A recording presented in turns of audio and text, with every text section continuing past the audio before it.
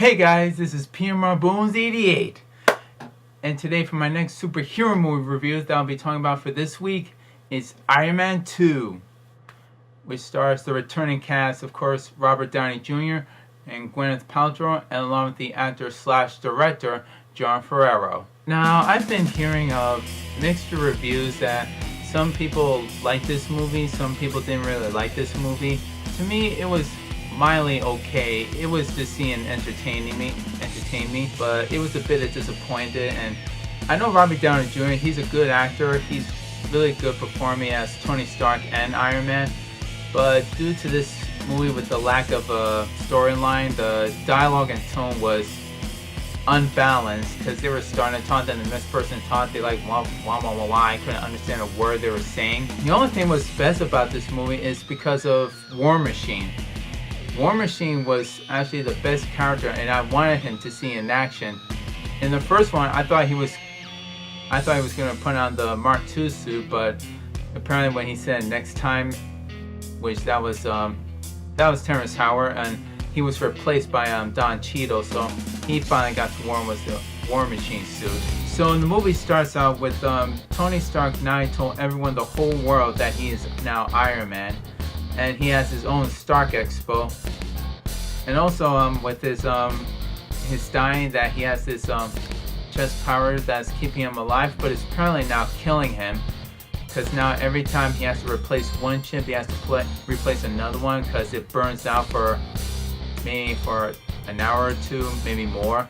With Gwyneth Paltrow returning to play as Pepper Potts, there's a little bickering argument between Tony and Pepper that they always argue at each other. They mostly argue throughout the whole movie, and it keeps on going, and the dialogue and the tone just like goes unbalanced, and it's really hard for me to listen to one person, then listen to the other person, what they're trying to say or what they're trying to talk about, and it really bothers me the most. And I hate it when they do that, because the dialogues and the tones are not really into sync, and I just really wish they wouldn't just like keep the dialogue and the tone down, or a little balance like what they did in the first one. But in the second one, it's like all out of balance. He gets called by the US government to return the Iron Man suit that he made, but which Tony refused. And then Justin Hammer, played by Sam Rockwell, which he's another great actor to play as the bad guy, but he has a rivalry weapon industry and wants to compete with Tony Stark and wants him out of the picture.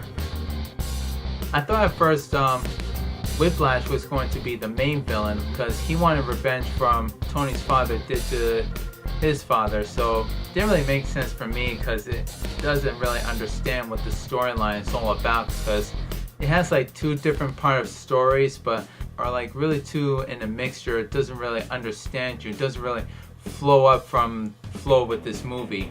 Now, there were some scenes that were ridiculous, but they were good all the way at the end.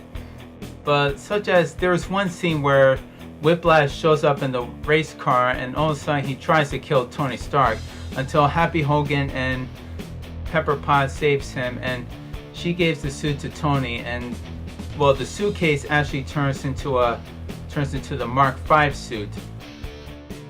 Now, it really kind of messed up with the illusions, and with the suitcase. If the suitcase is a suit, that suitcase shouldn't have weighed a ton, and that thing is like really heavy, because the Iron Man suits are supposed to be like weigh for, I don't know, about 15 pounds, maybe less than that, but the suit is really heavy, and there is no way she would have thrown that suitcase right to Tony, and that wouldn't activate the suit. So they kind of messed that up. They blew it.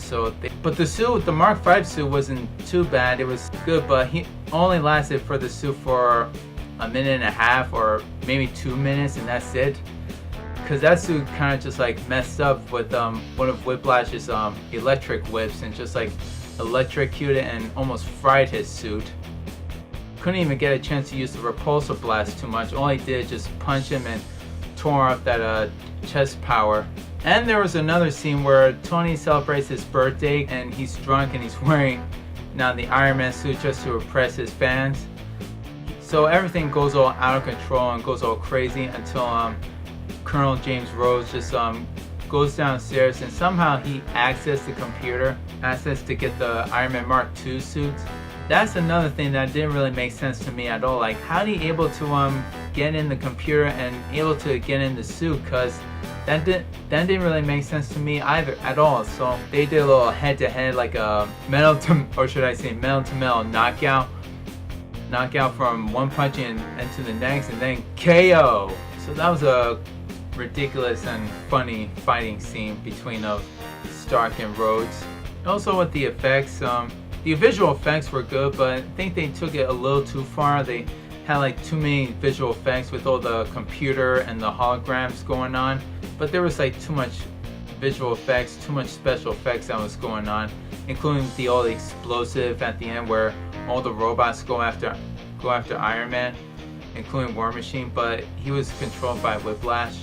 And also with Nick Fury and the Agent of Shields, and also with Natalie that's played by Scarlett Johansson. I fear that there was like too many characters. There was like so many characters in this movie, but they used all the different comic strips and bringing all the characters and trying to combine it into one movie. It was really just seeing all the different characters, but this was like seeing about the Avengers trailer. It was like a 2 hours trailer long to see all the Marvel heroes to come in one Avenger movie.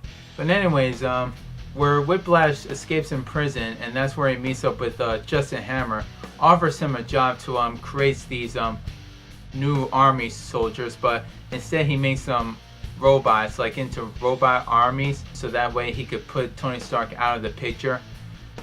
And as he uses them, he also talks to Colonel Rhodes using the Mark II suit and create his own suit as well.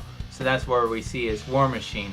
And almost up to the ending, we see Tony Stark creating another element just for a minute, and almost at the end of the film, he creates a new suit, the Mark 6, and it has the triangle symbol, which I didn't understand why they did that or why they put it there, but in the comics, I guess that's where triangle symbol on his suit, and it was whatever. It was good just to see the movie, seeing all the action, the epic scenes, and including we get to see Whiplash in his own metal suit, an upgrade, so I call him a Whiplash 2.0.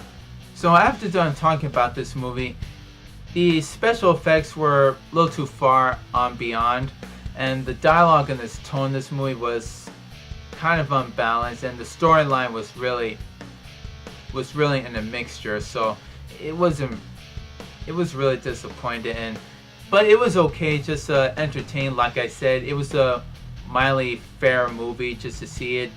It's not as better than the first movie. The first movie had talk about like just bringing it into the real world to see how terrorists use U.S. weapons to create their own weapons. That was a great story, and it had a good story that flowed up for the first one. But the second one, it had different comic strips and trying to put it into one movie and colliding it into one story, but it was too much of a mixture, and there was too many characters in it.